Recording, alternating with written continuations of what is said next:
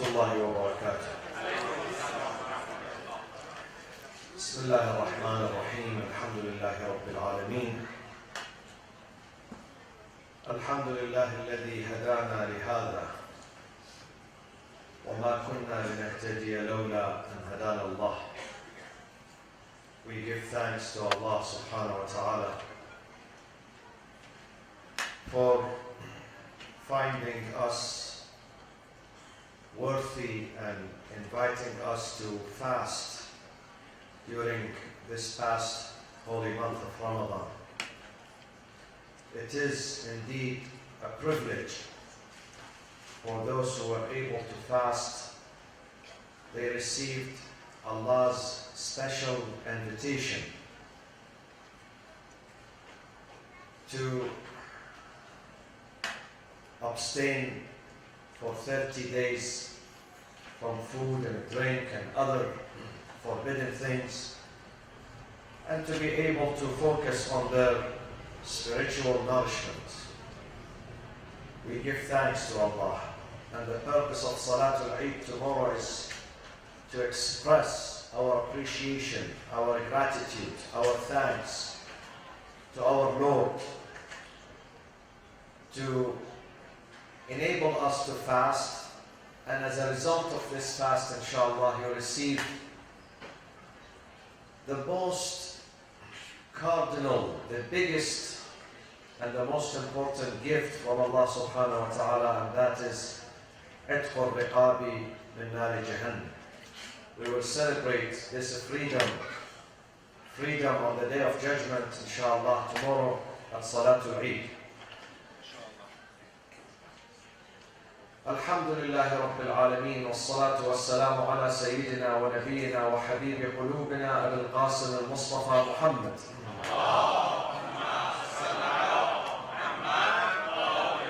وعلى أهل بيته الطيبين الطاهرين المعصومين المنتجبين الذين أذهب الله عنهم الرجس وطهرهم تطهيرا.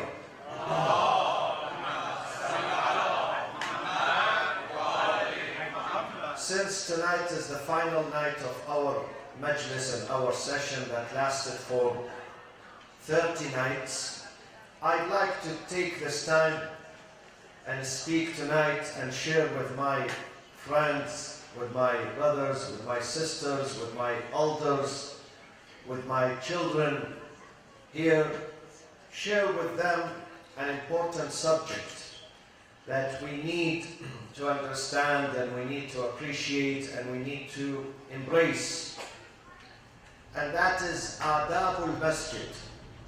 For every masjid, every house of worship, there are certain set of rules and regulations and manners and adab and etiquettes. Allah subhanahu wa ta'ala says in the Holy Quran, أعوذ بالله من الشيطان الرجيم بسم الله الرحمن الرحيم يا بني آدم خذوا زينتكم عند كل مسجد وكلوا واشربوا ولا تسرفوا إنه لا يحب المسرفين.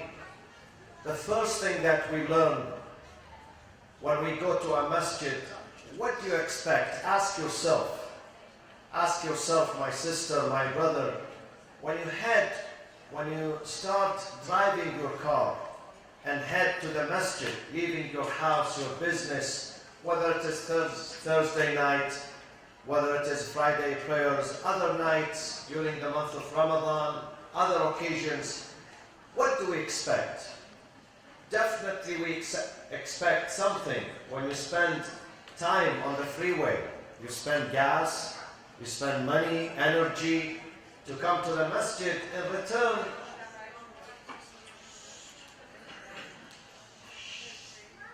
صلوا على محمد وآل محمد.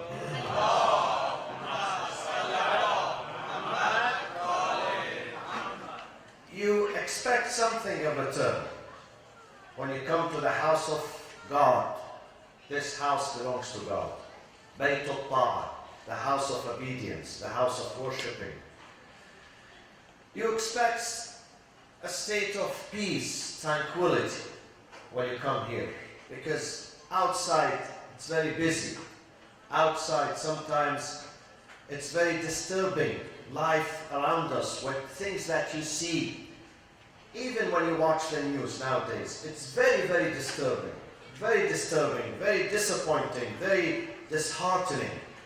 So when we come to the mosque, in return, we need some peace here. We need real peace.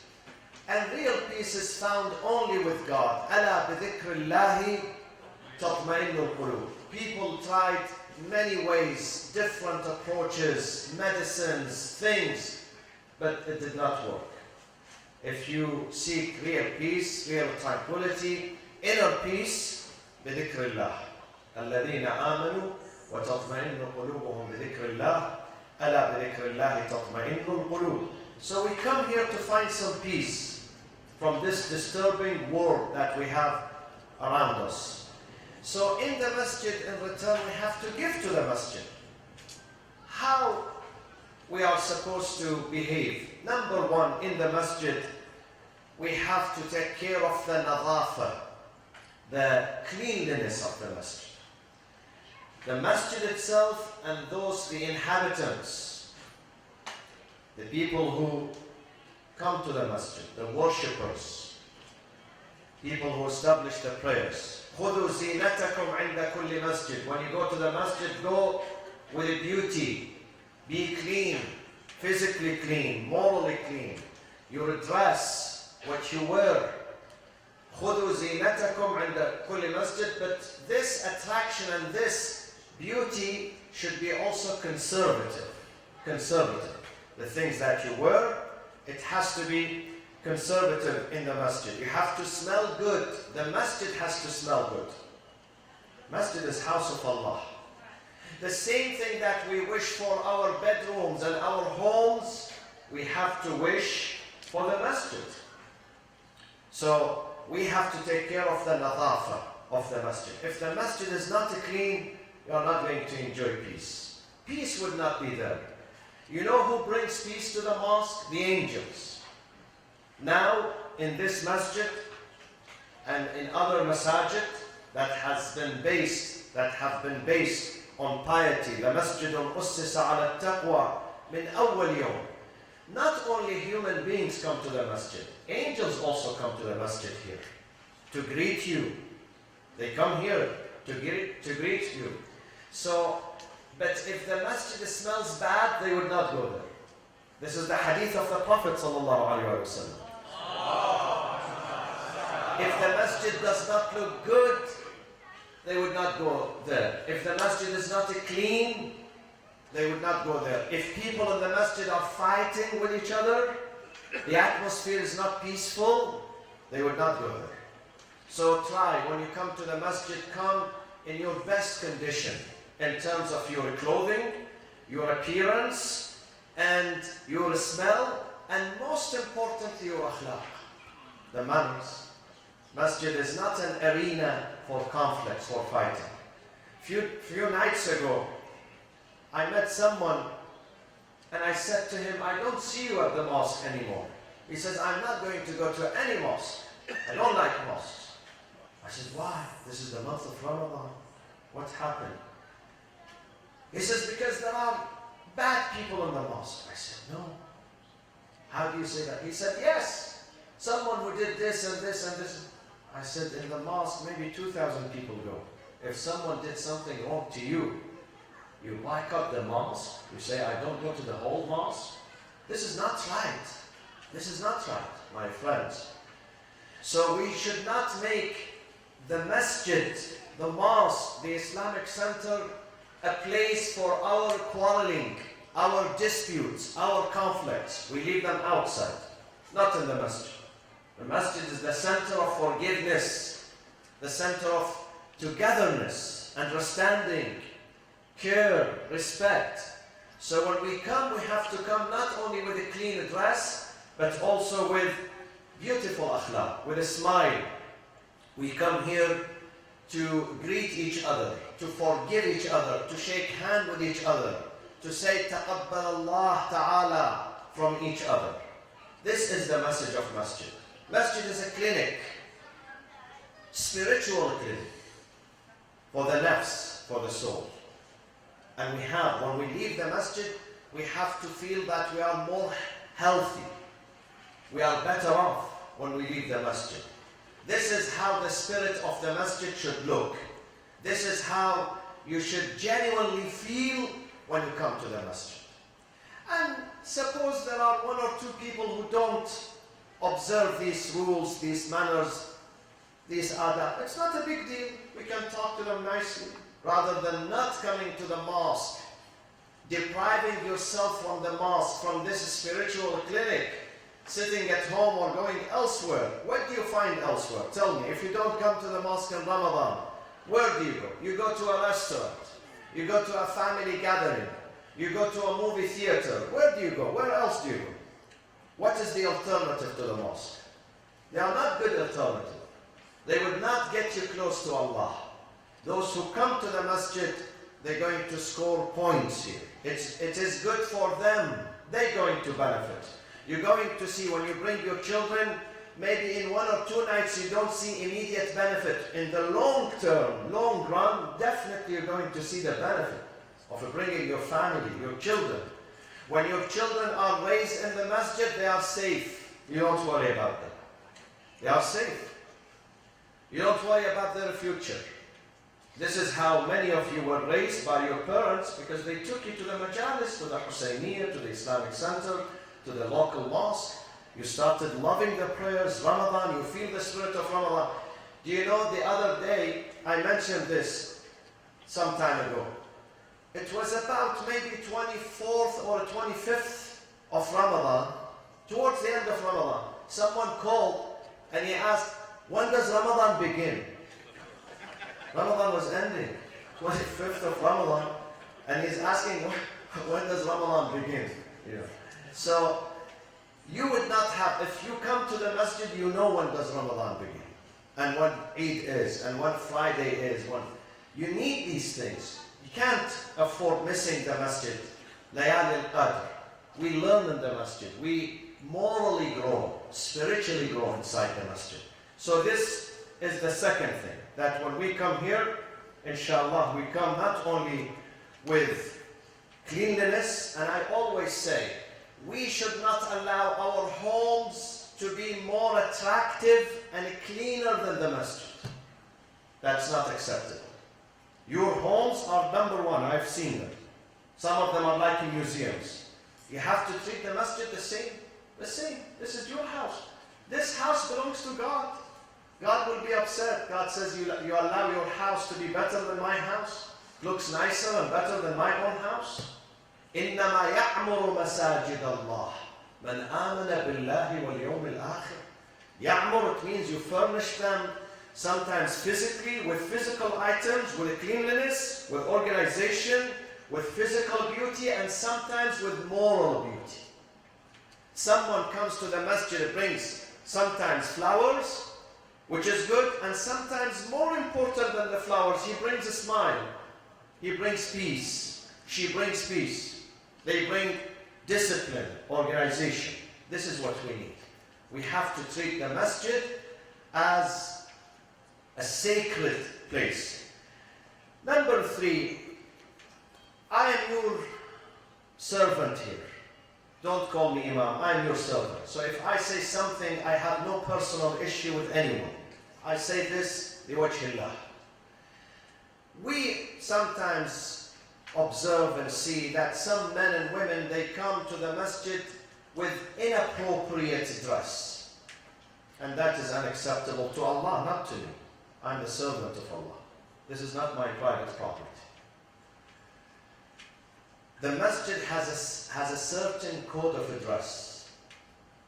So even if some people do not believe in hijab outside the masjid, when they come to the masjid, they have to respect this place.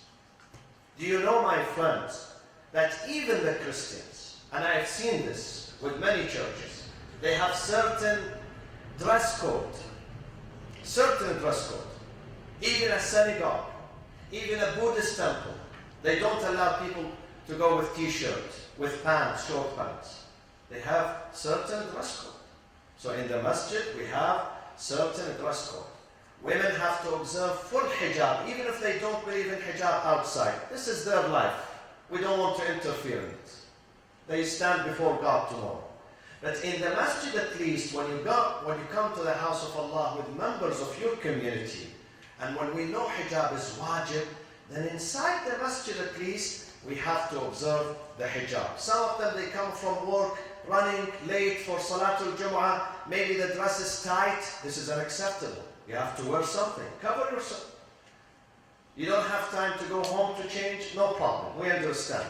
At least to bring something to cover yourself. The same thing about men. Some men, they come with t-shirts.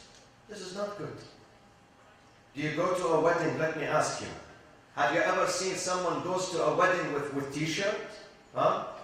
You don't go with t-shirt. You have to go wearing formal. Tie and shoes and from up to bottom. So in the masjid also we have to respect the dress code for men and women.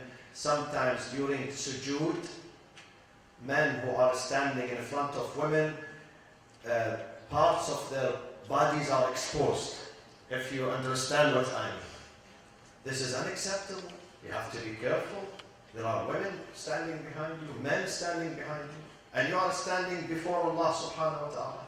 So please, please, we have to do mura'at, we have to consider these points. These are manners, adab of the masjid. We have to observe them, always. And then, the other thing, my friends, and maybe Mushtaba and Haj Samir and Haj Mushtaba, they agree with me in this. When someone is reciting Quran, what should we do? The answer is in the Quran itself. وَإِذَا قُرِئَ الْقُرْآنُ فَأَنصِتُوا لَهُ فَاسْتَمِعُوا لَهُ وَأَنصِتُوا لَعَلَّكُمْ تُرْحَمُونَ. استمعوا and أنصتوا. Both. Pay attention and listen.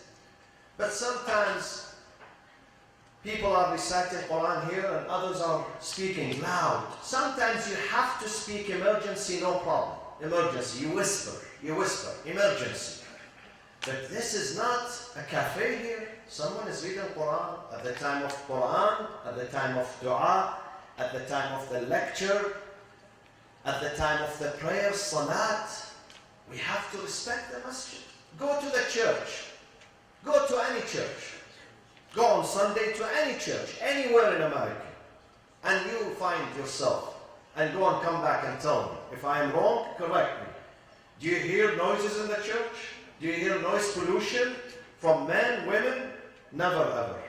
The church is packed, but they respect their rituals and their prayers. We have to respect the masjid, my friends. We have to teach our children.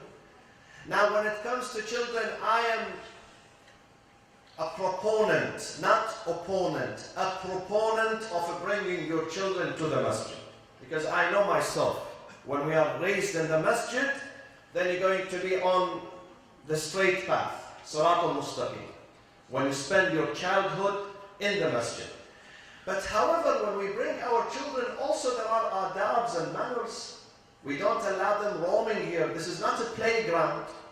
The masjid is not a playground, especially our masjid. We don't have a playground outside. I wish we had. We would release them, let them enjoy their time. But only we have this room.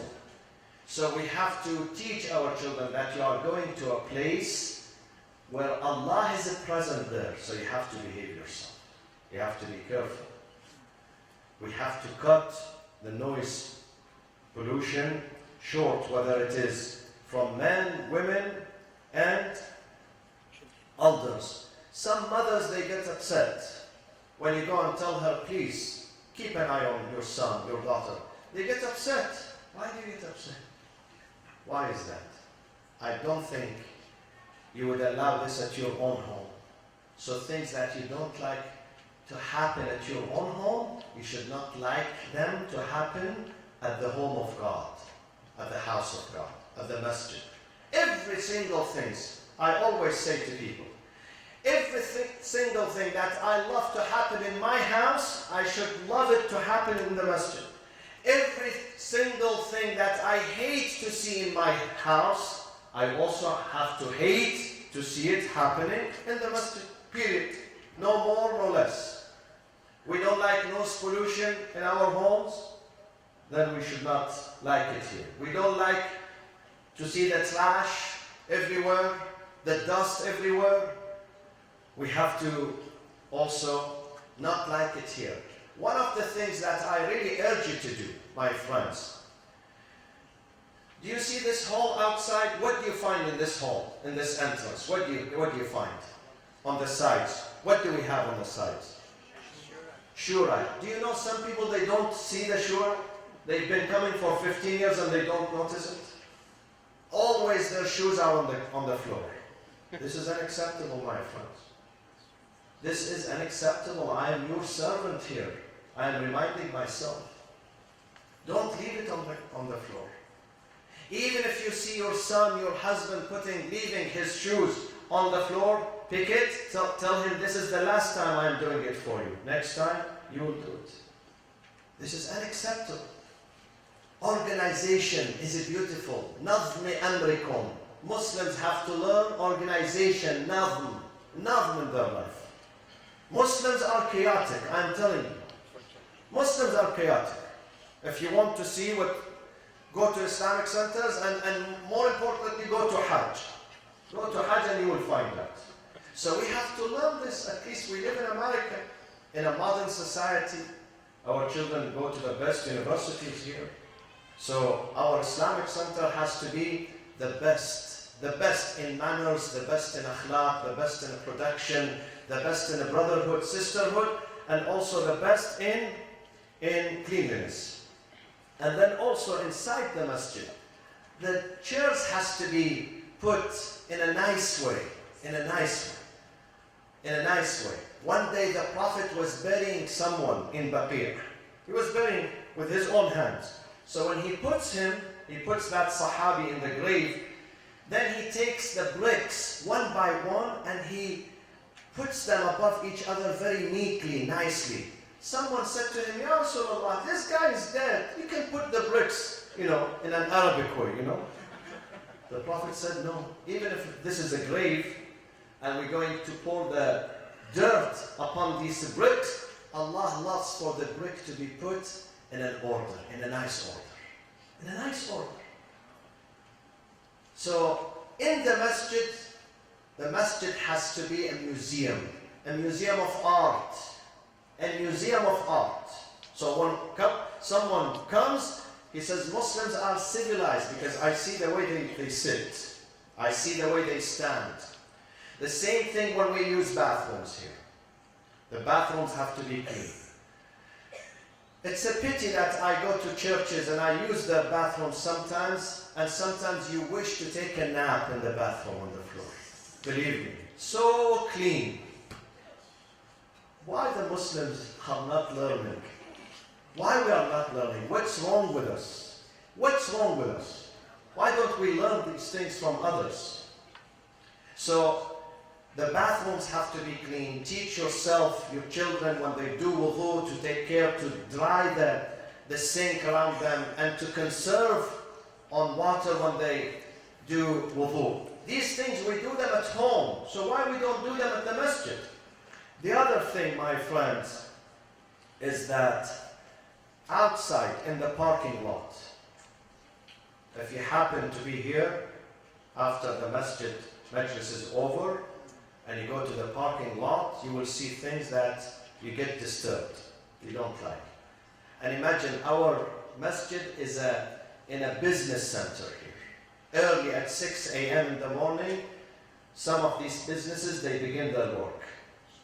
And most of them are non-Muslims. And they know there is a masjid here. And when he comes to open his office and there is a plate or masabzi there, at his entrance, or spoons, or forks, or a cup, what would he say about Islam? Would he say the month of Ramadan is a good month? It's a good month? They would be disturbed. They would be shocked. They would not like what they see. And if they don't like what they see, would they love Muslims and respect them? You give me the answer. It is our responsibility. We have to be responsible Muslims, not just Muslims. Muslims alone don't make it to paradise. Only responsible, conscientious Muslims go to paradise. So when you see something, pick it up. Maybe someone did a mistake. You correct the mistake. You go and pick it up. Don't leave. Leave the surroundings clean, beautiful. This is the message of Islam. Attract people to Islam through cleanliness, through neatness, beauty, organization. This is how we bring people to Islam. People are not going to search into the Quran and read the Quran and compare it to the Bible. None of them is going to do this. People look at how we behave, how we live. People look at our homes. So this is the message of Islam. And then inside the masjid, we have to sacrifice for each other. Sometimes if an elderly is coming and there is some younger one sitting on the chairs and there is no more room, the young ones have to offer their place to others. We have to help each other when we sit. Now Ramadan is over, 30 nights. May Allah bless those who gave the food and served the food, and those who ate the food. May Allah bless them all. But we have to give, we have to sacrifice. My friends, Wallah al-Azim, making it to paradise does not depend on how many rak'ah you do a day or a night. It's not about that. It depends on how you behave, how you sacrifice. It depends on your thoughtfulness. On your thoughtfulness about others, on your sacrifice. When I see some people here, they delay their iftar 1 hour, 2 hours after sunset so they can serve others. This is a person of paradise. This is an act of righteousness. We learn these things in the masjid. We have to learn them. The other day, I don't mention the name of that country, a Muslim country. They were serving iftar. Usually they don't serve iftar every night. On one of the nights they served iftar. You know, there was a stampede and 21 people were killed. They were serving iftar after salat. People were running to get the food. Stampede! What happened? This is fasting? This is a message of fasting? You've been waiting 18 hours, you are not eating. Now you can't wait another 5 minutes or 10 minutes? Where is the aql? Where is the brain? We have to learn these things. We have to, this is the essence of Islam. Then, last but not least, in the salat, in the masjid, my friends, we have a whole chapter in this book called As-Saf. إِنَّ اللَّهَ يُحِبُّ الَّذِينَ يُقَاتِلُونَ فِي سَبِيلِهِ صَفًّا كَأَنَّهُمْ بُنْيَانٌ مَرْصُوصٌ. Straight line, like a wall. The line should not be crooked, zigzagging. You have to look at the line. The lines of the brothers, behind them sisters. Sisters should not get very, very, very close to men in case an accident will happen. Leave a buffer zone between men and women. And the lines have to be completed. The first line, if there is only one gap, one vacancy, people should not go to the second line. They should fill first. The first line, then the second, then the third. So if there is room in the first one, you should not have a second line. If there is room in the second one, you should not go to the third one. The same thing with the sisters. Sometimes it happens that I turn before I begin the prayers, and I look at the sufuf and the lines. They are not organized. And we've been in this masjid for 19 years, my friend. 19 years, not yesterday. We started the masjid in 1996. Next year, 2016, it's going to be our 20th anniversary. 20th anniversary. We have to learn these things. On the night of Eid, we have to learn this. And last, very last reminder for myself, masjid belongs to you, does not belong to any government, nor an institution who can give us a grant or scholarship or help. If you support the masjid will run and will provide. If we don't support the masjid, then other things will happen. So give to the masjid, and when you give with love, not with reluctance. When you give, let's give with love.